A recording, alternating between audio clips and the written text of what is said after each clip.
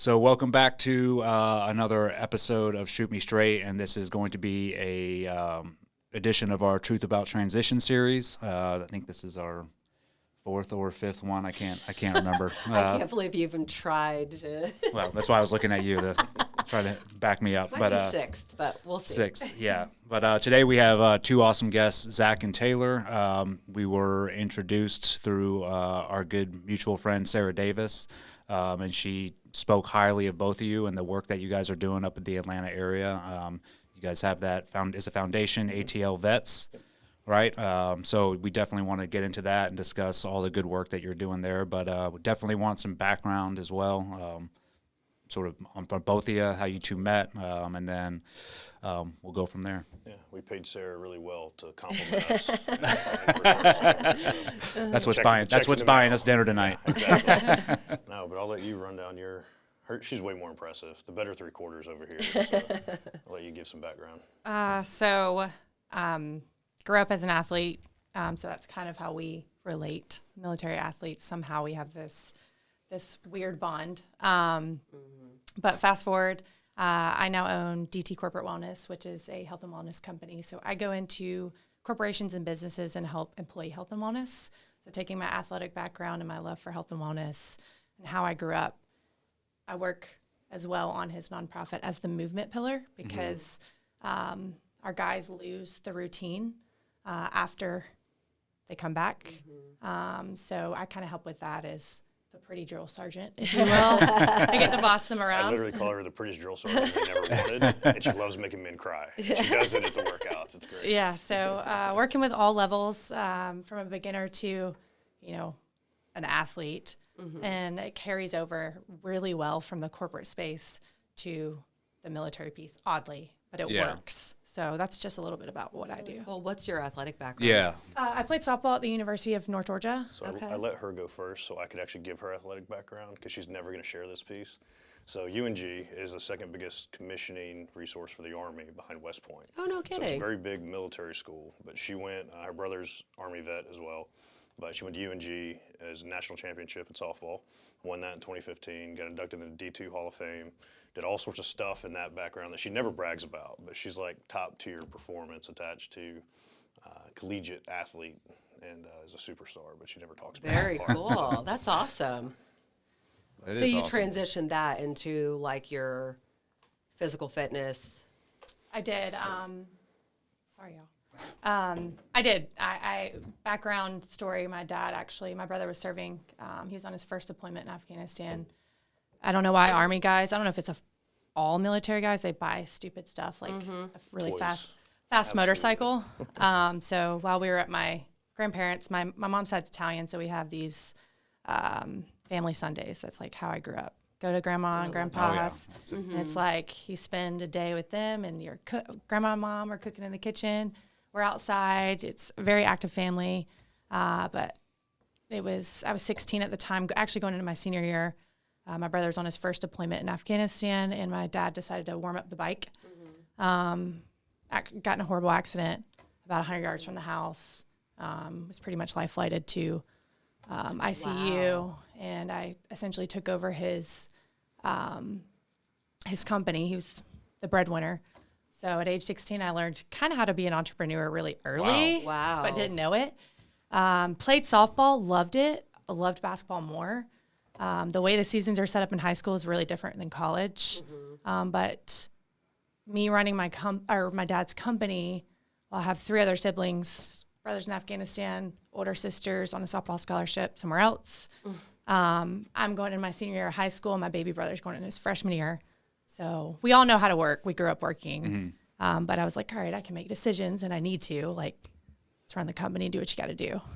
Put your game face on. So my dad was a superstar athlete, always into fitness, healthy. But I picked that up, and actually that's how I got the scholarship. Was because my high school coach contacted Coach Davenport. He's one of the greatest mentors, legendary college coach.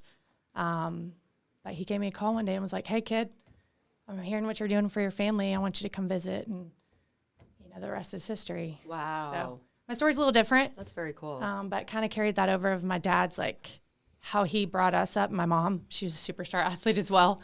They're always the mentality of work for everything you want and need and earn it. So that's just the way I grew up, and things happen for a reason. Yeah. And it kind of set us up for. That fly is a little I terrorist. know. It's all that delicious spray she put on in my the car. gosh. She like smells too good. What? So her Yeah, he's getting after it over there. I won't leave you alone. her dad was actually, if you're familiar with Shepherd Center in Atlanta, they have a SHARE program, which is like one of the top TBI clinics for military in the world. And her dad was at Shepherd Center for about 8 months, but a lot of that is military folks as well. So my guys, when we came back, went through SHARE program. So there's a heavy tie attached to her family, the veteran side, and the athletic side as well. So we heard y'all talk about that, about like the transition piece, losing the uniform, whether athlete or veteran. Yeah. So there's a lot of relatability for what she's been through and, you know, trying to redefine herself. That feeds really well into a different perspective as a civilian and what we work on. Yeah. Because she can relate to losing the uniform and then trying to figure out the next piece to do. So a lot of her company's really built around that on the corporate side. On the non-corporate side, originally she launched it as a personal training company. And her persona, I've got to tell this part because it's like the best part about her persona. But she used to launch. This now Fly it is you like now? sabotaging this whole interview. is, Hold it on, is. we're gonna get rid of this thing. I can't take it anymore. Yeah, he's really like aggressive. He's a baby. He was just born. He's all over. Just come smack me in the back of the head. I don't know. Yeah. I can't. I'm like, he'll be on one of us soon. Oh, no, he's up there, baby. I was just, So now he's going quick. after your drink. Oh. Missed it. Did you Yes, get it? no. Oh, now he's on you. And you didn't get a turd. He's right there. Right there. Here it comes towards Eddie. He's trying to play games with Just you. pull out Eddie. the pistol, Eddie. Oh, Hit it, almost baby. had him. Oh, Oh, There I think we you go. got it. Yes! Yeah, Miyagi There we style. go. All right. Miyagi. Not too old yet. Lots There of we quick go. reflexes. Awesome. Gosh, that thing was annoying. I hate flies, believe too. me, I was like, do not come near I know. I was me. like, I'm just gonna play it off, play it cool. Both you guys are playing it cool. I was like, okay, we got I to do can't. something about Like, this. Oh, man. But her personal training company started, she used to launch Orange Theories across the country. Would Oh, go cool. and like, set them up and launch. When we started her personal training company, it was in Midtown Atlanta, which is like the gay central, homosexual central of Atlanta. Yeah. It's like all our clients were a bunch of gay dudes. Yeah. So they started calling her Daddy because she's such a daddy. And Daddy Tay became one of her nicknames. It's like the persona and confidence of like That sounds running. like a gay nickname. It is. Yeah, for sure. Well, the worst part is when we started dating, they started calling me Mommy. I'm Oh, like, this doesn't work out gosh. very well for me. But when we launched our company, around all the branding, y'all get the branding, how important it is attached to it, but we named our company Daddy Tay Fitness, and her logo, creatively, as DTF. Oh. Nice. So DT Corporate Wellness is a spin-off of it into the corporate space, but different crowds. different crowds. But that persona of like Daddy Tay or that pretty drill sergeant loves making men cry, she really personifies that from like her background in athletics and brings it into our space really well. That's awesome. Definitely the better three-quarters. It's worked. It's worked. Yes, absolutely. But So then, yeah. what's the backstory of the connection? Obviously, when did you guys meet? right at 3.5 years ago or so, my short background, born and raised up in Atlanta, Yeah. I was actually a police officer, did everything backwards. So I was a police officer in Atlanta first, did Okay. all the SWAT, narcotic stuff, like all the fun stuff that you can do. A lot of gang investigation stuff, and realized I wanted to shoot bigger guns and blow up more stuff. So joined the Army. So sorry, go Army. Hey, Got there at least one shot. I was out raised there. by an army man, so I was raised by a Navy man, so there you go. you know, he taught me right. You know? But no, joined the Army, went into the infantry side as an officer, ended up across the years getting attached to Green Berets and caught a deployment in 2019. Got injured over there, but it was one of those that, you know how it is, you get beat up. And, you know, you pop a calf or a quad and you just don't stop that part of it. But came back and found out about a year after the deployment, I had really bad nerve damage in my left arm. And it had, normally with nerve damage, you feel the tingles and all the stuff. But that part, I was, again, doing everything backwards, never felt any of that. So the nerve got compressed so bad that it started deteriorating the muscle in my hand. So I went down to do push-ups one day, dislocated my thumb, popped it back into place, no big deal. And then everything from my elbow down went numb. And Wow. testing and all the BS later that found out that I had to have surgery on it. And then good old Fort Benning, Fort Moore, Georgia, Army surgeons messed up the surgery pretty You bad. don't say. Shocking, right? Yeah. But that led, that was in 21, and that led to a 2-year medical retirement out of all that. So, got the boot out of the military, which was part of my biggest struggle of, getting the uniform taken. Yeah. But I met her about 3 months after the surgery when I moved back to Atlanta to go to an actual doctor. And Yeah. physical therapy stuff. But we met during one of my dark times, and I was coming off of a pretty ugly divorce and one I railroaded pretty heavily after the deployment. And she met me in a bad spot. We became really good friends. And then a few months later, I finally got smart. He wised It was up. she actually told me, she's like, hey, you're being an idiot right now. All these girls are bullshit. All right, you need to realize I'm it and go ahead and commit. So I actually got smart and said, yes, ma'am. Said, yes, ma'am. And we have been together for about 2.5 years now. Wow. Awesome. So how long was your service in the military? 15 years total from police No and military. kidding. So seven or so in the police department, and then 7 and change from the military side. What year did you end up joining the Army? 2016. 2016. Yeah. Okay. So what was your, like, going from SWAT and doing all that, then what was your driving factor? Like, hey, I want to go into the military and do things. It was one of those things at 18 I wanted to join and then chased a girl because I was young and dumb. 10 years later, was in a spot in the police world that y'all are familiar with the culture there. It's just like rose-colored glasses. Modern day superheroes would be awesome. Always the dream growing up was to be a police officer, and then realized it was not all it's cracked up to be. And that was in the beginning of BLM and all the pieces attached to it. Yeah. And our SWAT team ended up shooting and killing a black guy as well. So we had all the riots, and it was all in my backyard. So like I got kind of took it personally. Like we have these riots where we're told just stand there and watch them destroy my city. Wow. And couldn't do anything about it. So it really kind of put a chip on my shoulder when people I grew up with knew me, grew up playing t-ball with them. And I just became the white pig that was there to kill black people. And it was like all that piece of rhetoric, and like, you know me, that's not me. So I had to get out of that piece because I felt like couldn't be effective as a cop anymore. Right. Like Yeah. you can't do your job at that point. So driving piece was like I wanted to really test leadership skills. I think like having a capability of saying 2 words under fire, literally, is a great test of leadership capabilities. And I really thought the military, the Army side would be the direction to go. Yeah. So at 28, jumped into that and was a really old guy yeah. in basic training. Wow. Yeah. Grandpa. Bro, it was, and my drill sergeant was younger than me and never deployed. So when he No gets in my kidding. face and starts yelling at me, and 2 weeks before I was kicking in doors for gang stuff, I'm like, really humbling experience. Yeah, you Yeah. gotta for sure. swallow that ego a little That's bit. right. Yeah. And then several years later, I still have it every morning when I wake up. Have somebody yelling at me, telling me to do push-ups. With love. Yeah, with total love. But I kind of launched, a few years of training and opted into the deployment with the Green Berets. And What was your role in that? Like when you obviously augmented the Green Berets, or like what was your specific mission set? so you're familiar, I'm sure, with the Green Beret mission set as a whole, to go train, advise, assist. Yeah. During Trump's administration, they kind of changed their op tempo pretty heavily. And changed what their true capabilities were. It still was train, advise, and assist, but it was much more operational combat side. So essentially, they wanted to augment with infantry soldiers. And one of the great things about the Green Berets are they're phenomenal in so many capacities. But one of the limitations is large formation movements. They're great at small team size, squad size stuff, but like one of the realizations was they didn't know how to operate 50 soldiers across a battlefield. So my piece was like mission planning, platoon leader attached to it. So the mission planning aspect of how to optimize the soldiers we actually had on the ground outside of the Green Berets culture and what they're working on. So ran ops alongside them, front line with them, and the Afghan troops, they don't normally stay front line, attach everything you're doing. So my guys and the team were running all the ops for the op tempo. Then it was every 4 days or so we were running. I ended up losing 6 dudes in that 6 months. And that what year was that? 2019.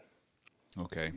What happened there when you lost all those dudes? Was that an attack on the base, or? No, we had a few of those. Yeah. But the first one, we were about 5 weeks in country or so.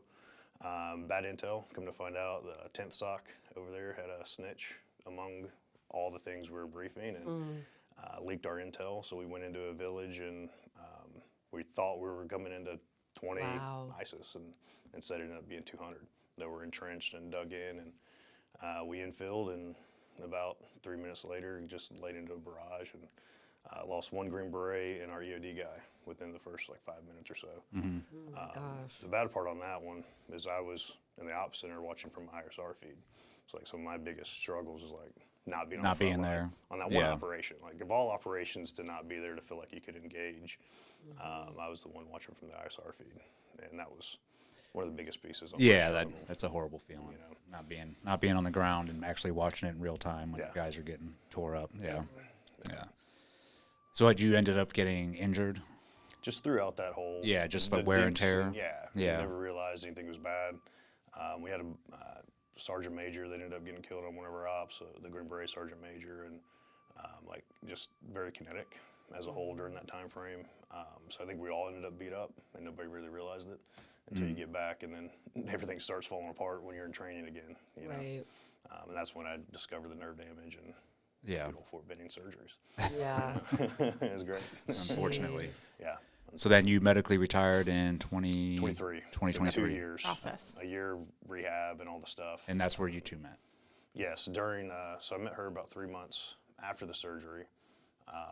The summer after the surgery, still going through all the rehab, the VA stuff, and wanted to still be able to do some sort of fitness, and my legs worked, so Orange Theory is all about running and cardio, so walked in, and she'll tell it differently, but I walked into her This studio. story. Oh boy. Walked into the He studio, said, she said. and I just moved into Midtown Atlanta, and she looks me up and down. She's like, "Oh, you lift, don't you?"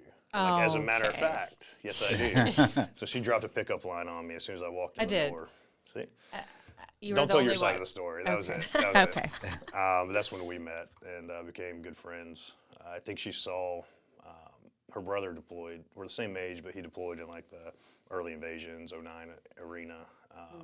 So she saw him come back, and all the downfall from that. Yeah. So it's like she almost recognized the lost puppy Immediately dog. knew. What were some of the things that you saw like immediately from, meeting him and then getting to know him that you had that correlation? That's so funny you ask.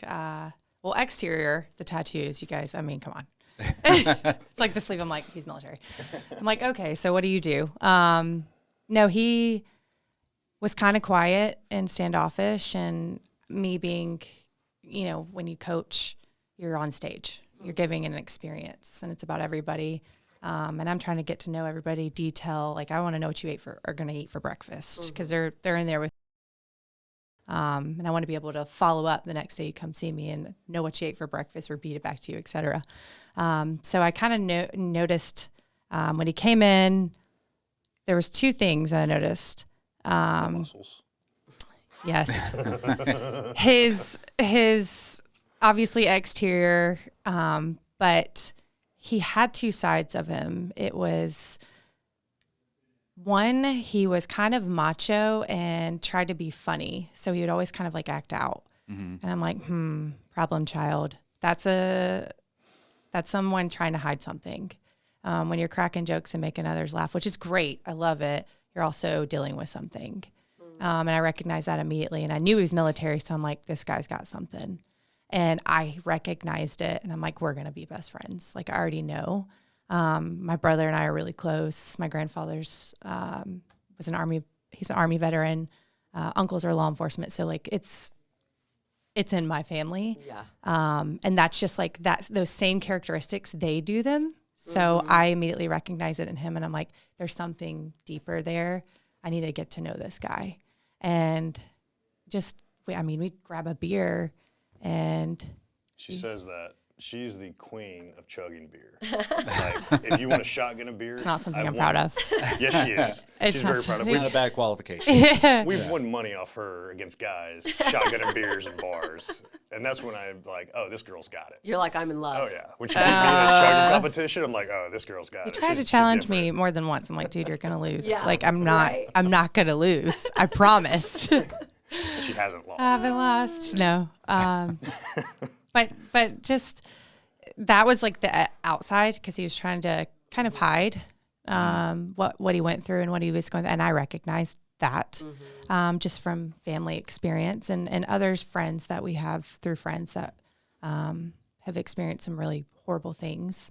But, you know, getting him alone and having the conversation of what he went through, a lot of times you don't really talk about it. But I was going to pry. I'm not a quitter.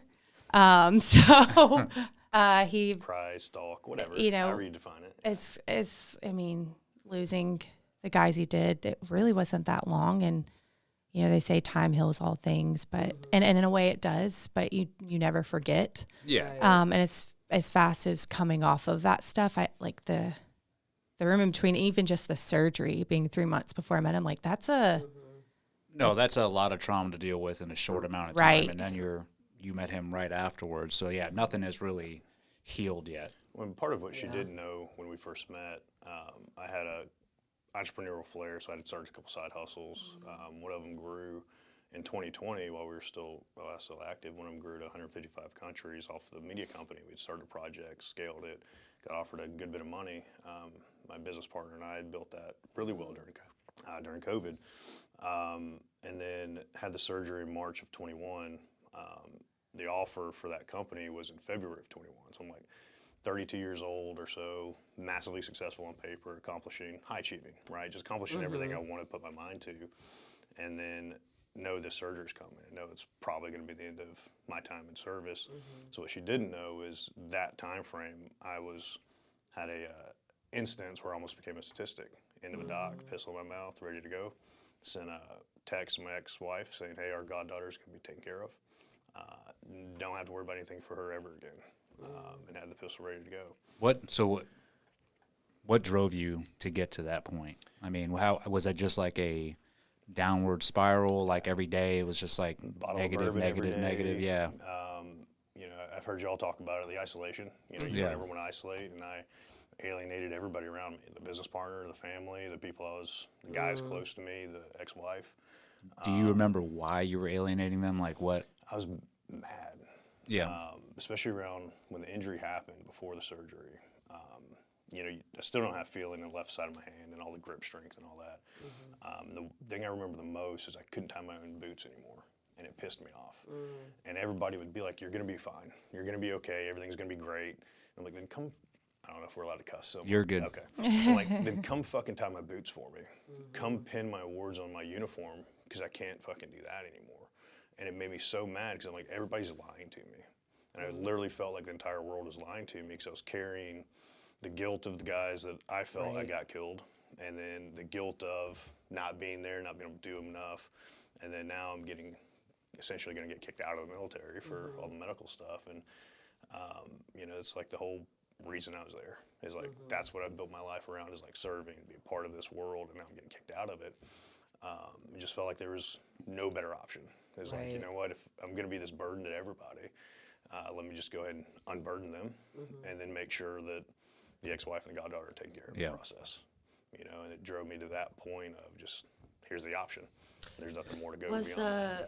Was the damage in the arm, was it a manifestation of something that was a mental thing going on, or was it actually a physical trauma that you sustained? It was a physical piece. What the doctors assume is riding in like the Humvees, doing all this stuff. Right. I've got a pretty good scar attached to it, but it somehow hit the elbow enough where the nerve running through, the ulnar nerve, got crushed. Gotcha. And so if they didn't have the surgery, if I didn't have the surgery, move the nerve out, as it was eventually going to sever. So like the hand, the curl of the fingers and all that was starting to like claw my hand real bad. Yeah.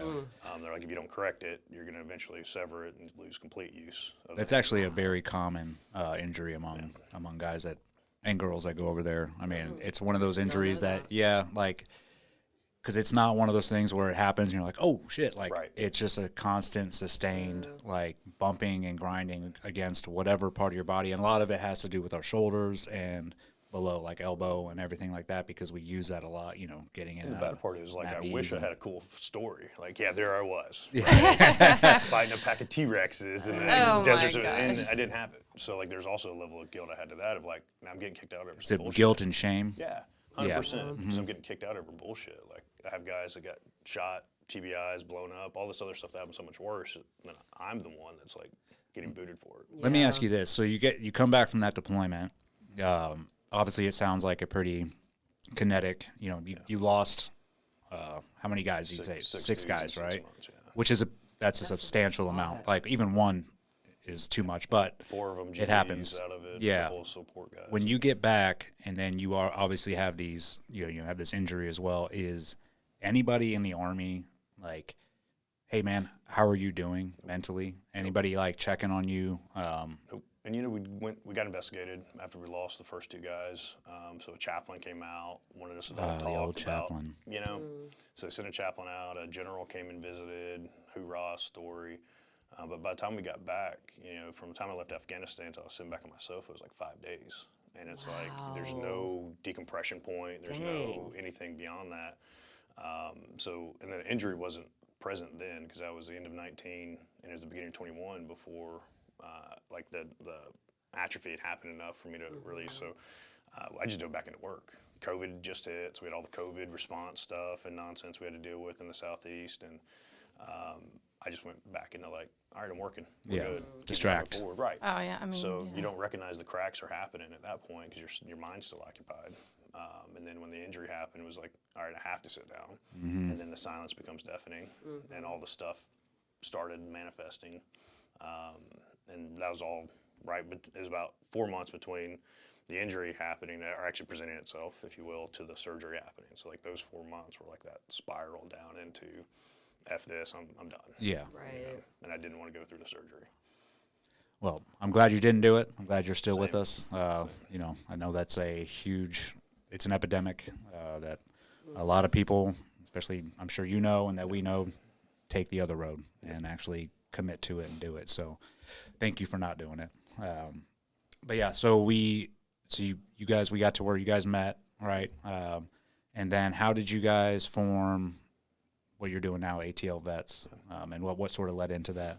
A big piece was I had a couple other companies like thinking that transition was going to be great. I thought that point at the dock was like the rock bottom moment.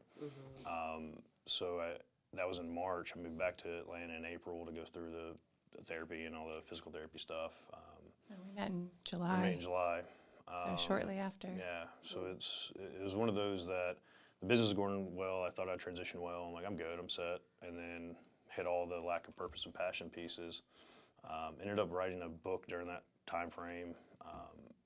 The rock bottom moment, which I think is important to choosing not to go down that path. Didn't have a house, didn't have anywhere to go, so an old Navy buddy put a sofa in this kid's playroom. He's like, hey, you can stay on the sofa, sleep on the sofa until you get your feet back under you. So I ended up getting the apartment a little bit later, but he sat me down one night as we're sitting there chatting and actually talking. The one dude I ever talked to about any of this stuff originally. He's like, the biggest issue you have is you've done all this external knowledge. You have your MBA, you have these credentials, you have all this knowledge you've built and experience. It's like the one thing you've never done is looked internally. Like you don't love yourself anymore. And it's funny, the first chapter in my book, I heard y'all talk about it and I kind of laughed about it, is first chapter is I Am Broken. And it was like a series of recognition events where he told me, go upstairs, look in the mirror, tell yourself you love yourself. And I went upstairs, looked in the mirror, I'm like, too easy, right? I can easily get rid of that. Got Isla out of my mouth and then had an anxiety attack for 2 hours and balled up in the floor and like couldn't get past that piece of it. And that was like the rock bottom moment, like, oh shit, like what is love? I didn't feel like I deserved love. Part of why I alienated myself from everybody and separated. And part of the book I wrote was like during that time of like the steps I took to get out of that hole. Legacy of Love, a journey of self-mastery. So like, how do you lead yourself before you lead others? Something I never thought about in leadership. Lead guys, lead yourself. And I never had that recognition. So I was writing that book when we met, and that was part of like our bonding We were moments. living together when you wrote that book, because you would sit down and be in the office typing and. No, I was in my apartment in Midtown. That was before we met, because I released it. That's right. You're right. You did some stuff. Okay. But she was part of that whole healing process. Like I was finally found a therapist, started going to like the mental therapy side of stuff, and was writing this book. And that was one of our bonding moments, was like releasing that book, leading up to that, all the fear and anxiety of like I know y'all have a book, like so much anxiety, like the tell-all story. Yeah. Right. And during that, I had hired a business coach. He's like, man, you're doing, in 6 companies, your vision's scattered. You don't give a shit about any of them, right? You don't have any purpose behind what you're doing. It's just money makers. So we sat down one day and kind of talked through, like, what do we actually want to do?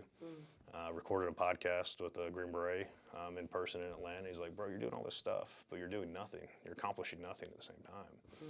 Because I distanced myself from the community, the veterans, everybody except for this one, honestly. And kind of sat down and talked, like, how do we build something that I couldn't find? What's an organization that I can go to as a veteran, as a high-achieving veteran that wants to still high-achieve? I'm 34 at this point. Like, I still have 30 or 40 years of life and work and stuff to do, but I couldn't find an organization or a community that supported that at the level of success I wanted. You have the hire heroes that work for Warriors, and like, here's an entry-level job, go pack some boxes. I'm like, there's no way in hell I'm gonna go pack boxes after everything we've been through. So we kind of formulated this whole advanced line for veterans. So in Atlanta, we go by ATL Vets. We've grown to 7 states and go by advanced line outside of that. So our second biggest community is actually Tampa, all the SOCOM guys, thankfully. Yeah. But we kind of devised, like, what is it that I needed in that moment? Part of it was like the bullshitting in the gym, right? That's how we do. You go work out with the guys, you bullshit, you talk shit to each other, challenge each other, and we developed the 4 pillars of what I think veterans lack the most, and that's the marketing piece. Talk about yourself, tell your story, all the important pieces. Important. Toughy for you guys. But marketing, mindset, movement, and money management. And I think those are the 4 things that we struggle with the most as veterans, because we never think about those things outside of the uniform. And I wanted to keep her engaged in all of that, because I feel like having the civilian perspective, because we met a little bit differently.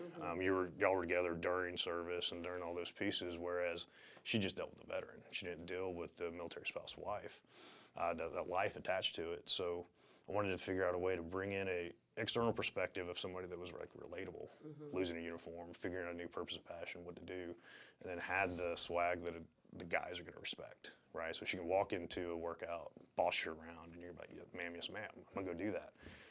We kind of formulated the program around that, of like, how do we engage veterans on a way that we're familiar with? Come catch a workout, come catch a hike, come do these things, and then integrated other programs around that for professional development, workforce development, entrepreneurship stuff. And in the midst of all that, built her company as the corporate wellness company, and kind of built that in, I guess, parallel. So where there's a capability for her to bring in the corporate world, and then us bring in veterans, and then really build it as a unifying piece where we come back together and support the community as a whole. That's very cool. It's kind of like we brought each other out of our own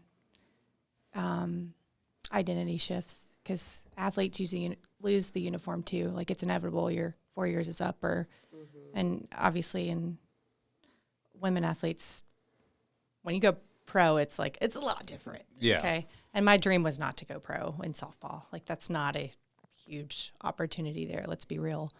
But I put my heart and soul into college softball, and I loved every second of my 4 years.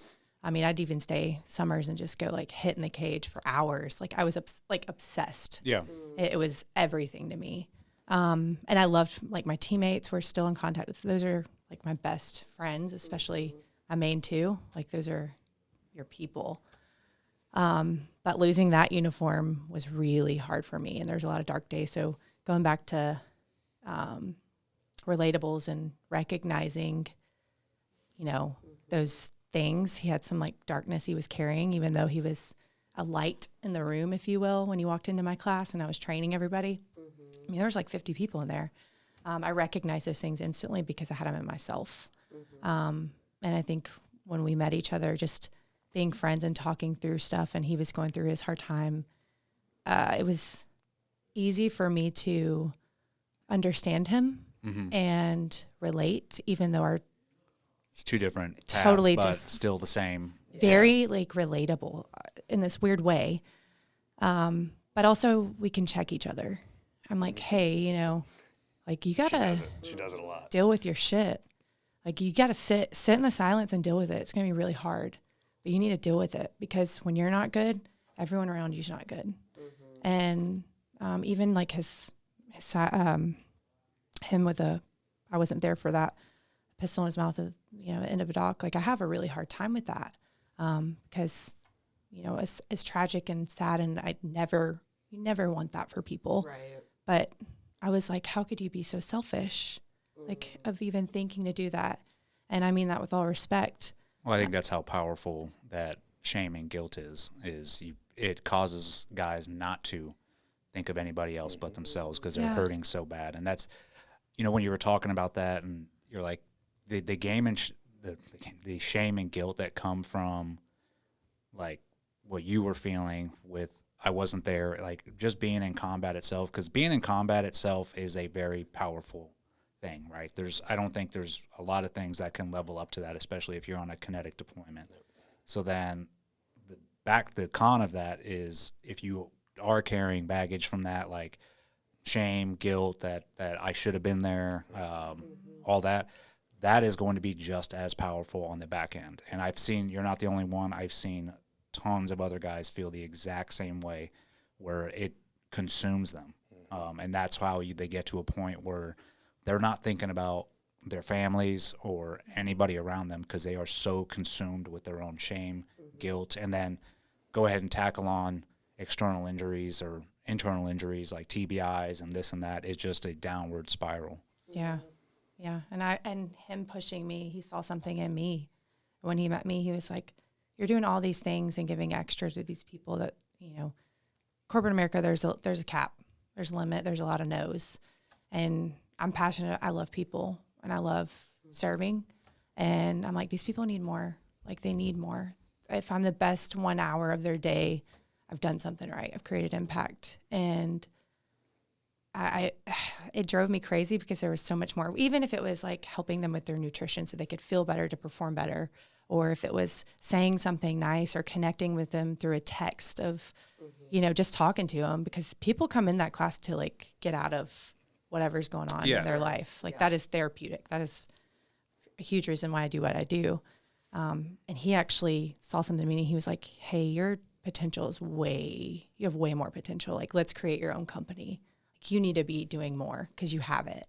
And the same goes with, him. It's like, you have so much impact that you're making and can continue to make. Like, let's keep moving forward with this. So I think our relationship is like, we've kind of been in the trenches together in our own way. And it's just like, I feel like I've been with him for a lifetime. And it's been, we were just talking about that. 2.5 years. It's like I've traveled more in the last 2 years than I have my entire life. Everything. Absolutely. And I'm like, I don't know when the last time we, like, slept a full night and all the things, but it's so worth it. Yeah. It's like, It's really cool to see, like, that you guys brought out the best in each other, helped each other through, like, a really challenging time. And it sounds like you've actually turned that into, united that energy now, and are focusing on helping others through advancing the line.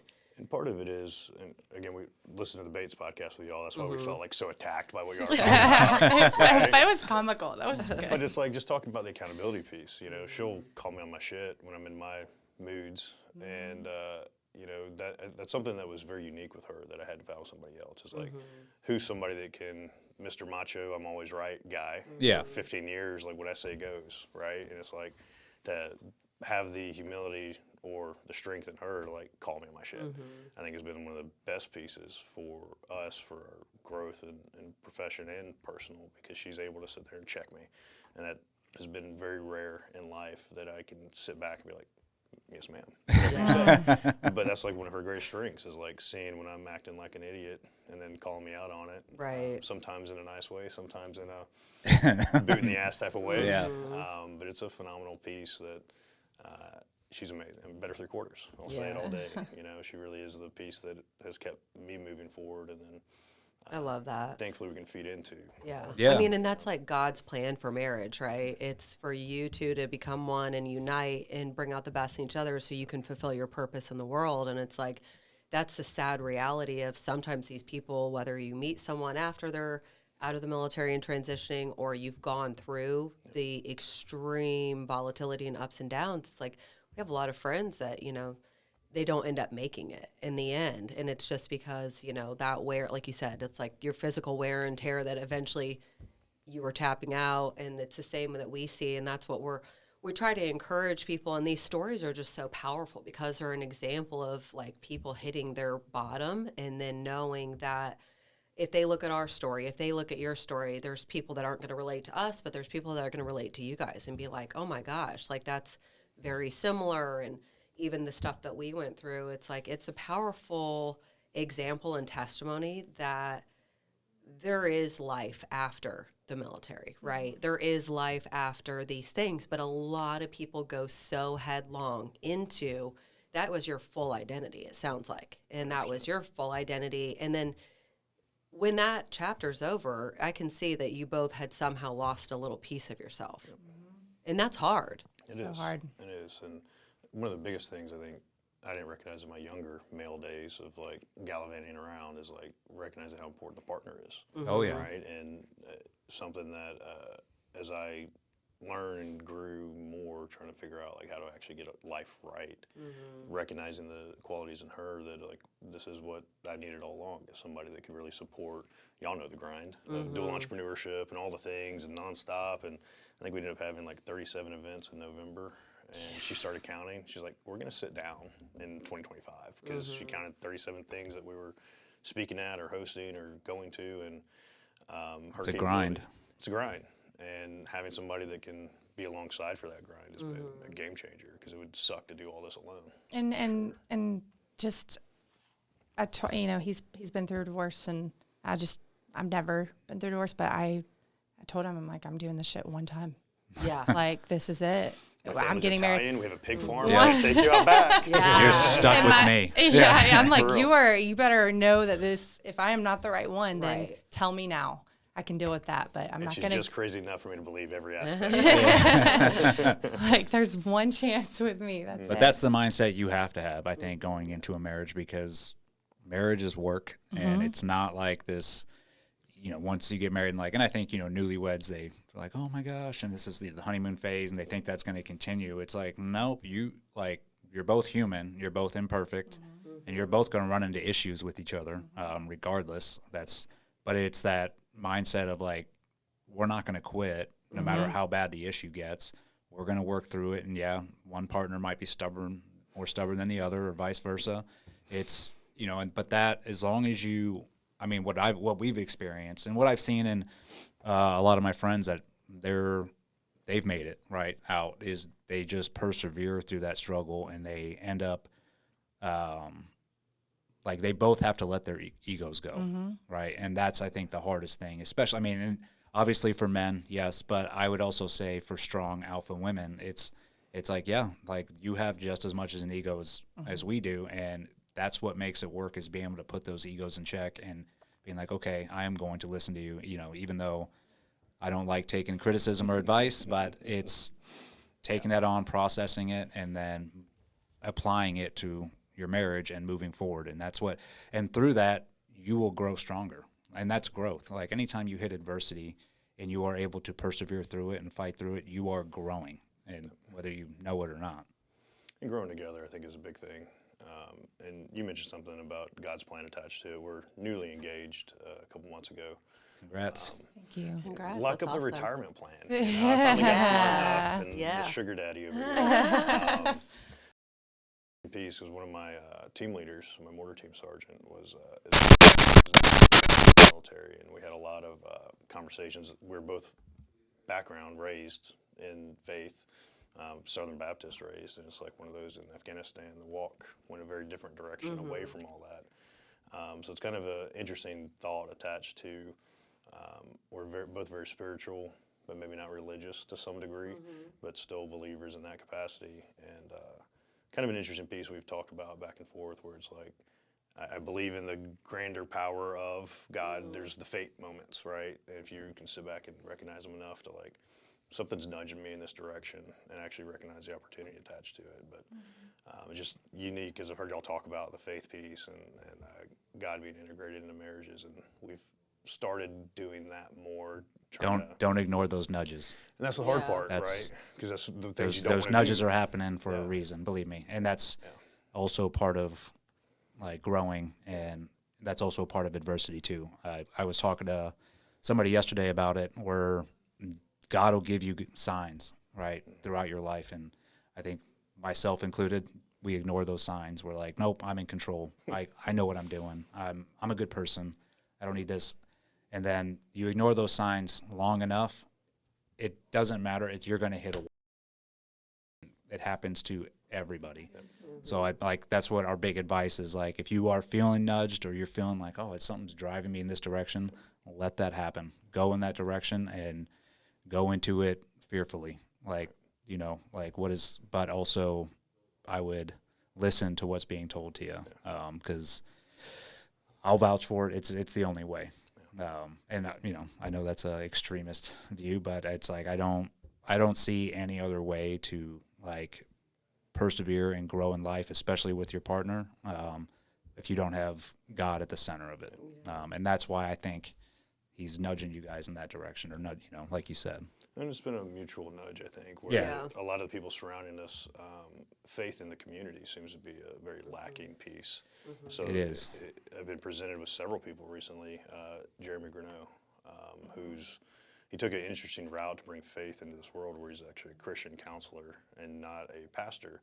So he can talk about, or not a therapist, I'm sorry, but it's like a little bit different, where he does counseling on biblical pieces attached to marriage and life. And he's somebody, as we work on our project in Atlanta, buying that building, we want to have a Sunday service where he's coming in not as a preach at you Southern Baptist way, but as here's the lessons from the Bible attached to being a warrior, which is the piece, like there's the Warrior's Bible, if you've ever seen that. I read that every morning. So that's the one I I have. like the translation of, because my big thing is like, how is this evil present in the world from Afghanistan? It's a huge question for a lot of service members, And it was hard. It's hard for me. So like that Bible, my chaplain gave it to me while we were there. And then Jeremy was a helicopter pilot, fighter pilot, helicopter pilot. And then has since had a wall he hit literally in life a couple years ago after he got out, and now turned his piece into being a Christian counselor. And I think the thing that I didn't like about, and we've talked about this, growing up in church, is like the judgment of everything. And the Southern Baptist is like... That's a aggressive religion. It is, Yeah. And it's like you go in a liquor store on Sunday afternoon, nobody recognizes each other, but judge you next Sunday morning, right? So it's like, I've been judged, I judge myself enough, right? So I don't need it from an external piece, which is why my path went other ways, but trying to figure out a way that's like our vibe, our flavor attached to. Yeah. That's a common thing that deters people from Christianity or whatever path that they're going down towards God, is that judgment piece where they're like, oh, the whatever community, Southern Baptist, Christian community, this and that, like they're judging on this and this, and like when you're finally in tune with him, all that judgment doesn't matter. None of it matters. The only judgment is his, and then you even stop judging yourself, because we're the same way. We're very we're hard on ourselves. We critique ourselves more than anybody else, almost to a fault at times. But then what I found is, like, the closer I've gotten to God, like I give myself grace, right? We're just like, dude, you're human. Stop like beating yourself up. Like, God's the one that's going to help you or judge you at the end. Nobody else. All these external factors don't matter, and that even includes in the Christian community, right? Every community has its faults, right? Because everybody's human in those communities. So I think that's one thing I came to learn, because that was a big, not like a deterring factor, but always something that I didn't like either. I grew up Catholic, and it's the same way. My mom's it's like side was Catholic. everybody's, The crushing guilt. and then, you hey, carry we're so going much to sweep all this already. under the rug and Yeah. not let anybody know, like we're perfect, and it's this big, Hypocrisy attached. yeah, to it. there is That's some what I struggled hypocrisy and a with facade so to it, much. but that once I found myself getting closer to God, now that I Yeah. am, I'm like, dude, none of that stuff matters. It's like, yeah, people are people, and all that really matters is what's in front of me and what I can control. And she's amazing at that, because I'm the type, and I don't know if y'all relate to it, but I'm like, I see the potential in somebody, and I want it more than them. We have those veterans we help where it's like, I see the potential you have, and then they don't want it Yeah. as bad as I want it. So like I kind of get that personal investment in, like, you're going to do this because it's best for you. And then her biggest line that put it in such great context for me is like, you love them where they are, and leave them there until they're ready to take action Yep. on themselves. That's a great. I learned great that model. at I a was very actually young gonna age. ask you guys that. It's like through working through ATL Vets is you guys are helping, veterans. Are you guys helping like first responders and law enforcement So we as do well? veterans and veteran allies, and I think a lot of veteran organizations are too centric on veterans and shut down external Yeah. perspectives, right? So we help parents, male spouses, children of veterans, but also extend it into the first responder community. We promote it more as veteran and veteran allies, but there's so many first responders that are part of that. So we try to broaden it, but long answer to yes, we don't really turn anybody away, especially civilians that just are patriotic is like our baseline metric is like if you're a patriot that gives a shit about what this world is and this country is. Yeah. Because I got to imagine it's a difficult thing to be helping, the veterans or the people that you are helping, but then, because I've seen it too, it's like you can only tell somebody so much, and it's like if you're not going to move, dude, then I can't physically pick you up and carry you forward. Like you have to make that decision on your own, and I've ran into that as well. And it is hard because you care about that individual, and you're like, I want you to do good. So how do you end up dealing with that? What I tell her is like you can lead a horse to water, you can waterboard the horse, and they're still not going to be hydrated That's at the end of right. the day, right? And I always try to make a joke about it, but I struggle with it consistently. And there are people that she'll look at me and she's like, he's not worth it right now.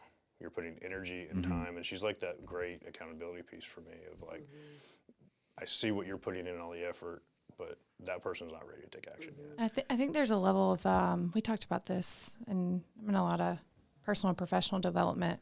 We both do a lot of that, and it's so important. And just that with how your mama raised you. I say I grew up rich. I didn't grow up rich financially, but with love. I was very loved. My parents are phenomenal.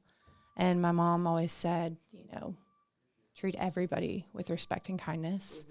But know like who you're dealing with and know that you can help them, but you can only help them so far depending on who they are. Right. Yeah. It's the same thing as love them where they are, but leave them where they are, depending on where they are. It's a discernment. And that I discernment that, lack very Well, badly. I think it's that leave no man behind, which is 100%. what is ingrained in us. Like 100%. nobody gets left behind, whether I dislike that person or not. He's part of my team, and I will sacrifice whatever to get him up. And that transfers over when you get out as well. Because we've gone through it as well through our foundation with helping individuals, and you have that bond. Even though I was like, I haven't worked with this dude, I haven't, I really don't know him, but he's another combat vet, and I feel like I owe it to him to get Especially him when where you he needs to be. leave feeling like you should have done more in the service. Like my big piece, I think that's my biggest piece attached to it is no man left behind. And I left the military thinking I'm not done yet. I need to give more. I should have been able to give more. That guilt, just like I fed that into ATL Vets of like, all right, I'm helping everybody. I don't care if you want the help or not. I'm helping everybody, and the organization suffered That from discernment is critical. I think are you willing to do the work? And Right. that's a really easy place where people disqualify themselves. It's like an athlete's, I used to run a lot of camps. We'd have camps where we'd recruit girls and we were gonna put them at a higher level. And running the camps, it's like I'd run certain drills and there was a kid not running on and off the field. I mean, the simple things, the little details of like run out of the dugout to your position, run back. Like you're always hustling. And if there wasn't a hustle in that kid, it's like you're out. Yeah. So it's easy to see that in humans for me, just carrying that mindset over into the real world. And you can actually see it a lot in veterans. And I think us integrating the civilian piece of, he calls it the patriot, that's not the veteran, but we get a lot of value from, CEOs and executives that aren't veterans, but they support them. And their hustle is different, but it adds so much value to the veteran. The uniform, they have all those skills and abilities and how to teach them to carry them over. But is that veteran or is that civilian Right. willing to do the work? Because I'll help anyone who is willing to do the work. But if you're not willing to do the work, I can't help you. Yeah. Well, yeah, that's I consider that like everyone has agency and it's their responsibility. And so I've been an entrepreneur, I've been in consulting for years, and that same struggle of like, I'm going to push, pull, drag you to, to the finish line. It's like, I refuse to do that. And very early on when he was transitioning out of the military and kind of, we were experiencing, or he was experiencing for the first time, like entrepreneurship, I was like, you have to create a barrier of entry. Like, Yes. no, and he's like, no way. Qualifiers. No Yes. way. Yeah. And I'm like, that is critical because you will burn yourself out if you take on too much, if you don't have any way to siphon people out. And he still struggles with it. And I'm like, I think, what is your perspective on veterans? I see this all the time. They have this very acute, very specific knowledge, like him, special operator, all these quals, all these things. And then the traversing into the business world and making bad decisions, doing handshake deals, not having contracts, like, how do you guys, that for me, like we have a ton of friends that are veterans. I'm not talking necessarily just about us, but I'm like, it really is a whole different landscape that you have to, because if it was like to your point, the camaraderie, the team dynamic, the leaving no man behind, that's an ingrained thing. But in the business world, the trust piece of it, where I can do a handshake with you, or I trust you to have my back. Sure, but not having a defined, system, or not having a defined scope of work, or a deal or an agreement or contract. Like, how do you get these vets to understand the importance of learning, like the speak of a business person or an entrepreneur, let's say? So one of the biggest filter qualifiers, we call them the qualifiers attached to it, it's always an assignment of some sort. Like, they want to join one of our programs. Okay, I need you to bring me this, this, and this, a resume or something simple. And if they don't even do that piece, like, you're already out, right? But our programs are a little bit different, where we're not free for veterans. We're not free for anybody. It's either a sponsorship or you're paying for yourself. I think one of the biggest paradigm shifts I want to see in the veteran community is, like, when you get out, you have to recognize personal and professional development is not free anymore. You don't have this track that's set for you. You have to invest in yourself. It's like our Vet Ops program, Veterans Optimizing Professional Success. It's like $70 a month. Hardly anything that's going to cost a retired veteran any money, but there's a massive amount of pushback from that, from some people, like, oh, I can't believe you're not doing it for free for veterans. I'm like, we'll figure out a way to get it paid for. Somebody's going to pay this to sponsor you, to make sure there's accountability attached to it. But if money is the barrier, let's talk. Let's figure out how we can make sure this is compensated for you. But it's that pushback, like, half the community is like, no, you should do it free for veterans. I'm like, but the paradigm shift of them learning, you have to invest in yourself, is never going to happen. So that's one of our biggest qualifiers for folks, is like, here's a financial piece, no different than the business world. In a mastermind, you pay for a mastermind to be a part of the network, the community, the growth, right? So it's like that's one big piece that we've shifted to, is like, this is not going to be free for you to be a part of. The people that get it, and the high achieving folks, are like, oh, that's smart, because it's going to take away the lower half of the crop, which means that program is going to be higher level, and you don't have the people that are looking for the handout. Yes. You get the hand up. Well, I think the one thing that we have really taken offense to is how much, out of the goodness of their hearts or whatever, our country, our society, I feel like, has wrongfully enabled and entitled vets. And I feel like it's a slap in the face to think that a person that's that competent is somehow now mentally, But so many vets feed into that. They're like, that's oh, yes, the please give it problem. to Well, me. because entitlement. they feed That's into what it I because hate. we have a victim mentality that has Yes. that has spread across you're this damaged. society, You're and it's not like good. the more the victim I am, the better I'm going to get treated. Yeah. And you do have those vets that jump from nonprofit to nonprofit to nonprofit, getting all the free shit, and a lot of them Drives me nuts. Crazy. are lying about what they did. They're lying about their injuries, and that's bringing a disservice to The people that everybody really else need that it. actually put in the work. And what I've seen and what I do know is the guys that actually put in the work during their service, and the guys that actually sacrificed and did all the dirt that was asked of them to do, are the last ones that are going to go ask for anything for free. Right. It's not ingrained in them. It's the reason they went over there constantly over and over, is because they are selfless individuals, and they are like, I don't want handouts. This is what I And do. you have a sense of achievement when you're earning it. Yes. Right? One of our core values is on my shirt, earned over entitled. And I putting love that that. culture into that is like, so many veterans want to earn the right to be a part of a heightened level, the special But that's the way we're brought up, is I need to earn whatever is given to me. I better have earned it, right? And that's why I think guys, going back to the guilt and shame, when they get out, they're like, well, I don't want to ask for a handout, or I don't want this because I don't think I've earned it. But then on the latter half, you have the other group that's like, oh, no. I was in. I earned just as much as they did. I should be getting. Yeah. The base. And that's where I think it's smart that you guys are charging. It's like, okay, if you're actually serious and you do want to better yourself, then it's going to cost you this much a month. And it's like, it's going to turn away all those people that are looking for those free handouts, which is, I think, a beneficial thing in the end. And we host 10 events a month in Atlanta, several events across our sister cities every quarter. And one of the first things is like these workouts. We have a good partnership with the Atlanta Falcons and Mercedes-Benz Stadium, and she'll go and run a workout, then we'll get like a private tour of the stadium. Nice. A lot of fun. Super right? fun. Very community-based Very cool. event. We're working on the Tampa Bay Bucks. I hate Tom Brady.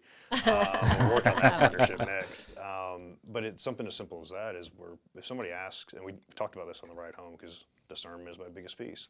If somebody asks for an intro or referral, X, Y, and Z, it's like, our next workout's focusing on this, not just physical, but mental health. Taylor's gonna cover these topics. Come to that so we can understand you better of how we can support you. Or our next workshop with Vet Ops is covering this topic.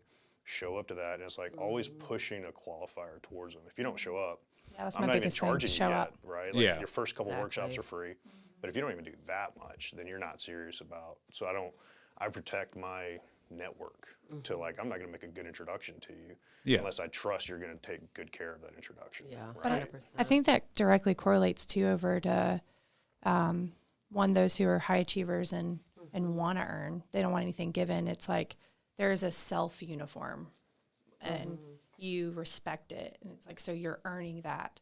And then there's also, if you're playing on a team or you're a leader, for example, just playing college softball, it's like I would never want to disrespect or misrepresent my coach. He's one of my greatest mentors and coaches. He's a legend.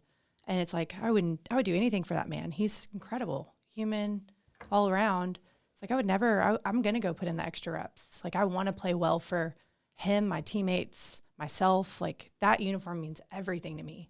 And I think that's like a missing piece that you can easily recognize when I say, the first thing is like, have them show up to something. See if they're there. Like, let's take notes. See what they come back. Do they follow up with you? Are they persistent? And don't just immediately give. Don't just immediately give. Because if somebody asks, we have good resources. Sure, absolutely. And just give, because at the end of the day, we want to support the community. And she calls me on it. She's like, stop just giving so freely, whether it's like just my network or introduction. She's like, throw down a challenge. And I'm like an old Dale Carnegie guy. Love his leadership tenets, and one of them's throw down a challenge. In our world, you love to be challenged. In the athletics world, we love a new challenge. If somebody says you can't, I'm going to show you how I can. And she's really called me on that, is like, throw down a challenge to them to show up to this stuff. And then we'll notate and watch how they perform if they show up. Not just show up for the free buffet. And even if they need, which happens all the time. if they don't need, if they don't have the money for something, but they showed up to these things, it's like that person earned it. Give it to them. Let them ride. Like they're learning. They're putting in the work. Yeah. It's just financially they don't have it, and that's okay. But the ones that come to them, I'm like, no. Like I can see it right away when I meet the person. And I'm like, I'll let you find out. And it sucks to say, but it's true. These are the facts. It's like time is the best currency you can have, and it's like don't waste it on the people who aren't willing to put even their own time into something valuable. So why would we give them hours? Time vampires. Right? Yeah, Right? 100%. So it's just, he's learning it. It's funny if somebody walk up to me in an event when we're done and they're like, oh, I want da-da-da. And it's like, I'll just look for her. And I'm very big on like always knowing where she's at, like my comfort blanket, because I'm an introvert. I hate being in front of big groups, right? I hate all that. He's amazing in front of people. But it's like I always have eyes on her. So I'll be talking to somebody. I'll look over and she'll be like, I just like, know. Got it. Okay. It's like my mother's Thanks, babe. intuition. I'm like, I yes or no. There's a lot of yeses. There's some yeses, but it's like you just feel it. I just look for that look on her face. I'm like, all right, got Sounds it. very familiar. Yeah. Well, Sorry to say she's right. My bad, bro. she's right 99% of the time. There you go, smart man. Well, it's a pleasure to have you guys on. I'd love to just like wrap up, and if you could hit and just give us like the elevator pitch on the 4Ms, because I think it's important for people to understand the way that you've designed the system of support. So if you want to touch on maybe the marketing and the other ones. Yeah. So 4M's again, marketing, mindset, movement, and money management. I guess it could be 5M's, but we'll go 4 because it sounds better. But essentially all the programs that we've built from Vet Ops or Senior Leader Track integrate those 4 pieces into it. So as we go to a workout or we feature a veteran or feature a local organization, it's all about how are you marketing yourself. And it's not social media marketing. It's not digital marketing. It's like, how are you talking about yourself? How are you pitching yourself? How are you going into a sales meeting and articulating that where you're not briefing a general anymore type of thing.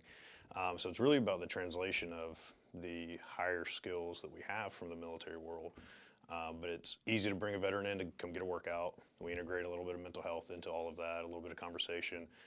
And that's the movement piece. The movement piece. And you're absolutely. over that. And it's as simple as like going on a hike in Atlanta, right? It's easy to go back in the woods and 2 hours later you've lost time and now you're bullshitting with everybody. Absolutely. Like, start Super talking a kinetic little bit. environment. You're more Right. flowing and having that connection and being built, which is amazing. So through the marketing piece, how do you get down to their core? Like, what are they good at? Like, you know, what are they excelling at? What would they maybe be good for? We were talking about this, and he went through a program, and it kind of was one of those things. It was like, okay, you could go middle management here, middle management here. Right. And I'm looking at him, and he's looking at me, and I'm like, there is no way you're going to be able to work for somebody. Like, you're going to have to figure out how to be an entrepreneur. Yeah. 100%. And he was like, no. He literally thought entrepreneur was a dirty word. I'm not kidding you. I think just this year, he finally will allow himself to be called that. He was like, no. I'm like, Oh my goodness. it means someone that cannot be managed, Kanye. And that's my little Kanye. That's so As a funny. compliment or an insult? I'll I'll take go it with as a compliment. He is my white I'm like, Kanye. it's- Yeah, Kanye had a statement, I'm unmanageable. I was like, this is you. This is Sounds you. about right. Oh, yes. We do work closely together. He's funny, you know, but it's like you said, these guys come from a perspective, they're very headstrong. They have a lot to bring to the table, but then they can also undercut themselves because they don't know their skill sets. So how do Or you even the bring that out through the opportunities. marketing? Like that's the big piece is most guys don't know what's out there, right? Right. If you do want to do workforce development side and you want to get a job, like most guys don't know. Like what do I still don't know. I've never been in the corporate world, so it's like I don't know what job I could go get. So a lot of our onboarding and intake process has like different assessments, DISC, all those profiling assessments. There's a great book, E-Leap, if you've ever read it. Not Gino Wickman. It might be No, that's Gino yours. Wickman. But it's a book, E-Leap, and it talks about the entrepreneurial leap. And it talks about the mindset and perspectives like, are you ready to be an entrepreneur or do you just think it's glitzy and glamorous because it's a hot topic, right? So a lot of our workshops that we design is, all of them are compared to NSW or THF, and it's all like the cohort style, 3 months, 6 months. Yeah, that's what we went through. Is THF where I went through. Which great programs. I don't want to take away from any of it. Bunker Labs, thank God they're gone. But long story there. But I mean, it was all like 6-month cohorts, and I don't feel like you have any. You can't do much in 6 months to discover your next stage of life. So all our programs are recurring, long-term, Continuous. multi-years. Yes. So our onboarding process actually develops a roadmap for the individual specifically. So if you want to be on a track for like a CFO, well, here's where you're at, and maybe you have an acumen towards financials, or maybe you're an entrepreneur. Well, we have a lot of work to do to figure out purpose, passion, mission behind. So our goal is to develop a roadmap initially, and then use our 5 to 6 touch points of workshops, mentorship sessions a month to like guide you through that and execute on it together. And if it's entrepreneurship, that's where we started, is entrepreneurship. And my passion there is like supporting the veteran entrepreneur because we aren't manageable most of the time, right? But it's like really identifying what are you going to care about enough to wake up for tomorrow. There you go. Yeah. You know, and that's the biggest part is like we did the retreat Sarah came to. One of the biggest pieces, one of the facilitators brought down, he was an old Navy guy, but did EOD side of Navy, and we go through this dream work, and he's like, vision's great for a business, but let's shift it into like a dream. And when we were growing up, our dream was to be police or military or like, you know, an astronaut or professional athlete. Right. And when you're a little kid, it's easy to dream big. when you get out at 35, 40, 45, Right. you've completely forgotten how to dream again. Yeah. So we go through this work of like, how do you dream again about what could be? And it's a big piece of like discovery of like, wow, there are a lot of options. I want to travel with my better half and go to Tampa once a month so we can host an event and have her there so she can get a sunburn on the beach the next day, right? And it's like working through like what's possible. We start foundationally with that. Like, let's get you dreaming again. We had a same retreat. We had a 22-year Army vet, 16 in the teams, and Green Beret side, and he was years of ODA, ended up being a warrant officer, so like did great things with ODA. And we talk about, all right, here we go, it's BS. And then by the time we got done talking about it, Wow. we've honed in on like, what dreams do you have for your daughter? And it's like, not that we have nightmares every night or we're having bad dreams. It's like, no, what dreams do you have in relation to your daughter? And he's like, I haven't thought about that. I've been gone. He's been out about a year, which is most of the folks we focus on are fine that we're getting are like 2 years out. They've hit that first rock bottom moment after the uniform, and they've had time to decompress. And for him, the same way, he's like, I've not thought about the dreams of what could be. And he's 44. I'm like, dude, you've got 40 more years of dreaming to do. Yeah. And I think that's the big piece is like identify, what's that dream look like? Isn't for that you? funny though? Because we talk about that because I think that first dream, and then you get there, you fulfill it, you get on an op tempo that is blinding, like he did, and then he was like, "Well, yeah, like I'm retired," and I'm like, "You're 40. Yeah, we have With a 3 sugar kids. mama, we're And good. we're never Good. retiring, Yeah. are we? We have 3 kids. You're not retired. You're starting over. It's your second act. Like, let's figure this out. Right. So it is kind of interesting because I think that mindset is ingrained because they were told, hey, if you serve 20 years, this is all you have to do. But when you enlist at 19 like he did, and then he's 40 when he gets out, it's like you have a long life ahead of you that you need to reform that identity in a very powerful way to get the same passion and drive. And it took him years, like out of the transition. I mean, we're on year 5, I guess now. Yeah. It takes that time to like even think It about really those does. stuff. Well, yeah, and And it's he- not like something that can come to you right when you get out. I mean, it's unless you were one of those individuals that took the time while you know, the last 4 years you're in to like sort of prep yourself when you get out and you're forward thinking like that, which then you're not Very thinking, then you're not thinking few. about the job that you're Right. doing. Yeah, And very but few. it's when you get out, you're like, okay, now what? And And that that's is what a lot a of that these now what lives- is a long process, and you. That's what I tell super people. true. I'm like, you have to have patience with yourself. Like, it's not going to come to you. I mean, maybe, and you know, everybody's different, but most people, it's not going to come up, slap you in the face, and be like, hey, now this is what you're going to Well, do. I have to say, too, the modality of thinking that you can, which to the military's credit, developing these programs to try to outboard people, to give them that idea, phenomenal. I give them credit for that. His mindset was closed off, not open, still focused on the job, hadn't even out processed. So I love what you said, that you guys are usually the after rock bottom moment, maybe post transition, maybe a year or 2 years out, where they're like, whoa.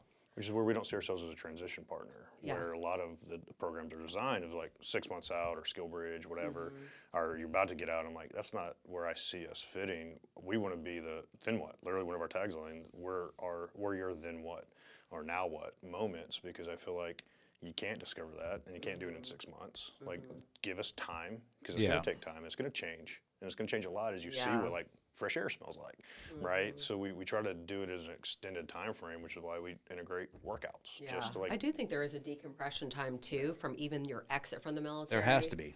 There's no way that you can, like you said, encapsulate that into a 6-month program and think, okay, new life started, let's go. and they kick you out the door and expect you to Yeah. succeed. Well, and then what Yeah. we've heard multiple stories of too is like, in the Honor Foundation's a great foundation. I think there's nothing wrong with it, but what I've it heard, serves a purpose. it serves a purpose, and it does help individuals sort of get a footing of like where they want to go or just get an idea. But what I've heard multiple stories of guys getting great jobs out of there. They're like, you know, Goldman Sachs or wherever else, and they're like, They I fall want to out. kill myself. Like, they're literally like, I could shoot myself right now. Like it doesn't matter how much money you give me. It doesn't matter like these care about any of opportunities. I don't give a shit about any of this, because it doesn't serve them. They don't have that same drive they had when they were in, and that's where that is a difficult thing to find, is finding something that you're going to do that is going to pay, but also gives you that same drive. I remember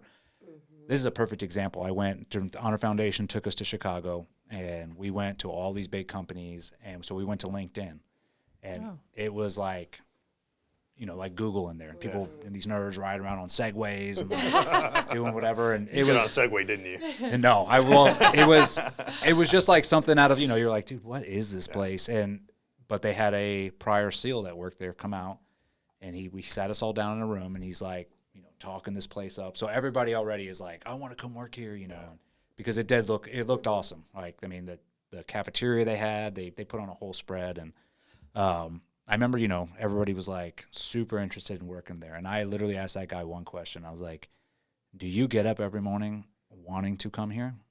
And he looked at me and like 15 seconds said nothing. He was like, That wasn't rehearsed. and I was like, then no. Like, if that, I wouldn't want a job. I don't care how cool the place is. Like, if I'm not getting up wanting to go there and wanting to, you know, be a productive member of that job or that institution, then to me that's miserable. Well, I think the other commonality between veterans is they're not motivated by money most of the time. No.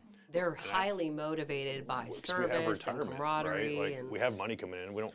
Well, in our prior jobs, it's like if we were motivated by money, then we wouldn't be doing what we Yeah. do. Right, You know. right. yeah. So that's the other thing that we have found. We found a lot of people that exit, you know, and we try our best to mentor different people or whatever and share our experiences, what we've done right, what we've done wrong. And it's just funny. It's like there's so many bad decisions that are made because of they're not understanding, like I said, that new framework. So it sounds like you guys are really doing a lot to empower these people, make the connections and work to establish and earn that new sense of, you know, ownership. Pride, And pride and purpose, really. Right. And Because I think it's not about the money for most of these people. It's about the lack of purpose, and then they want to be part of a team. And a lot of times you go into companies, it might be cutthroat, or it just doesn't fit that same mold of what you've grown to love about, you know, your time in service. But I think it's awesome. A lot of the vets I know, it's super altruistic. They, you know, would give the shirt off their back, but they have a hard time finding their footing, and that's what's heartbreaking when we see that struggle. And then again, I think all roads lead back to the suicide epidemic. So I think what you guys are doing actually is probably really helping as a mitigating factor. And I would say, I know to your point, transition to us, we are like, it's not linear. Transition is years. And nobody looks at it like that. Exactly. But I would say you guys are really a part of the continuing, almost I do say continuing education, but continuing the transition process of empowering people to get in the right place and to feel and own that next phase of their life, which is important. And that's kind of our goal, is looking at NSW or THF or even Hire Heroes, working on them. We're working partnerships with them currently. Like, you've already got the foundation for us. Hand them off to us as a referral, because our programs aren't designed necessarily for that intensive piece as a whole. Sure. We want to be the referral, so that way we can be the mentorship, external mentorship while they're in that first job. The attrition rate's like 67% for veterans in the first 3 months of their first job. So it's like they're going to leave that, they're going to be miserable, they're going to be unhappy. And it's like we want to be there right then, so that as they hit these roadblocks in this new world, we can help them mentor, and not us, but our mentors. We have a Rolodex of great mentors, CEOs, executives, civilians, and veterans that, you know, we'll be the sounding board for the next few years, because in year one, you're going to hit certain obstacles. Year two, you're going to hit rock bottom. Year three, you're going to have a different piece. So we want to be that guiding piece attached to it, where it's almost the structure of the military. You always have this piece around you. Which is what's lacking for most of them. And that's where we've tried to design ATL Vets as a continuum of development. It turns into, like, refer them over to us, let us have our touch points, because eventually they're going to hit this roadblock and they're going to be miserable there, and we don't want them to turn to suicide, because we want them to feel like they can come catch a workout and bullshit for a little while. Right. The building we're working on, we're in the middle of an acquisition of a 20,000 square foot building in Atlanta. If y'all are familiar, up near the Battery, the Brave Stadium area.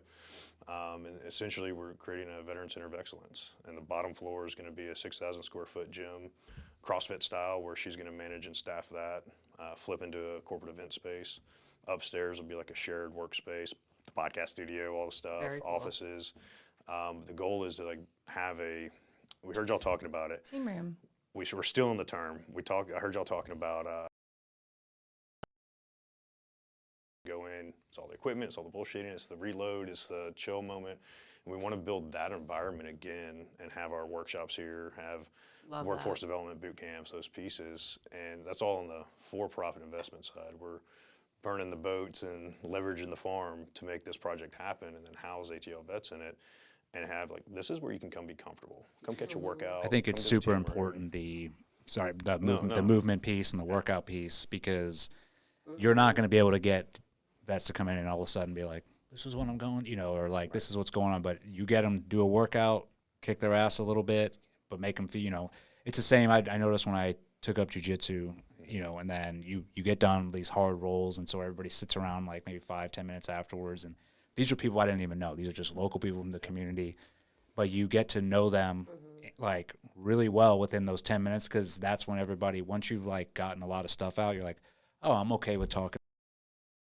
Start spilling their guts a little bit and be like, dude, this and this and this. So I think that is super important, that movement piece, because you're not going to get guys and gals to like open up like that without some kind of physical, Very true. The strain attached to it. And the goal is it's a veteran center of excellence, but she's going to run it like without it being CrossFit, but run it like a gym like that where it's true membership. So there are going to be civilians working alongside. So when we bring veterans in, one of the things we found is we've combined civilians and veterans. A greater empathy from the civilians are earned because they start hearing the 100%. stories, hearing the piece.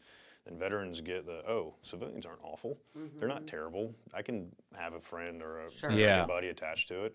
And we do that around the movement pillar. And it's like, that's where like the integration starts happening. They start connecting a little bit more. Hey, we got a workshop upstairs. Or hey, this Sunday we have a worship service that we can come back to in a little bit more relaxed environment.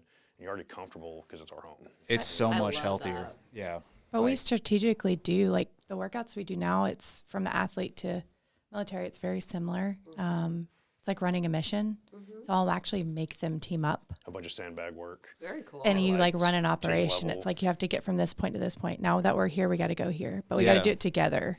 So they're already building the relationship within the workout. Which is huge. But And I think it's a good thing for like the veterans, and then you have the civilians, like the corporate people coming in, right? And so, because the stuff that I've been to before when I was transitioning out, when I was in, it was like, oh, come to these like, link up meetings wherever downtown. And all it is just open bar, and so everyone's just getting hammered. And then there's these corporate people and they're getting hammered, and it's a bunch of bullshit. It's like people just, oh yeah, I can do this and blah, blah, blah. And like most of the veterans are they have anxiety from talking to these guys. They're just pounding drinks left and right because they're like, dude, I don't even like this environment. So when you have a environment like yours, one of the beneficial things I can imagine is if you have a corporate person there and then you have a veteran there and you guys are doing the workout together. Let's face it, like everything's a competition, or there has to be, right? 100%. But you're able to assess. I think the corporate guy can look at the veteran and be like, this guy's putting out, like he's really trying during this workout, and he's got I can see work ethic within this 45 minutes of working out. And the veteran is also analyzing the corporate people, like, okay, this dude's a machine. Like, I respect that. This dude's, takes care of himself. This is somebody I could probably talk to, right? Rather than in these bar environments where it's like, dude, I don't know you, man, and I don't know what you're about. Yeah. And we have Very cool. those. We have those Of events course. as well. There's nothing wrong with it. I think the integration piece, though, that you guys are speaking to and like the larger vision of what you're doing, it just makes perfect sense. Like, we actually have a amazing, it's going to be an epicenter for healing for veterans going in here. We'd love to share more about it with you guys. But we've been involved in it for a really long time and hopefully coming soon. But it's called Veterans Lodge. So it's a lot of the integration and stuff. Nice. But it's like, it's great to see that people are filling in the gaps of where the transition is falling off, right? Because it's like, okay, we're going to, make them go to this intensive, which is amazing. But then I do agree there is this sustainability. We need to keep accountable to each other. We need to keep these veterans on a path and give some continuity to the process, which inevitably takes a lot longer to transition than what people realize. So it's just been an awesome time to have you guys on. Yeah. And there's so much commonality that we have, and even our nonprofit with the Piper Foundation, a lot of times we talk about it, we're constantly looking to partner with other nonprofits that we're not trying to reinvent the wheel. What you guys are doing speaks to a lot of our people have gone through severe hardships. Yeah. They've lost their job. They've been taken out of their complete identity as a police officer, service member. It's starting over. So I know we'll continue the conversation and figure out how we can also use you guys as a referral source. Absolutely. But it's been an honor to have you guys on and so great to connect. Yes, thank you Appreciate both. y'all. Yes, y'all been Seriously. awesome. Absolutely. All right, out.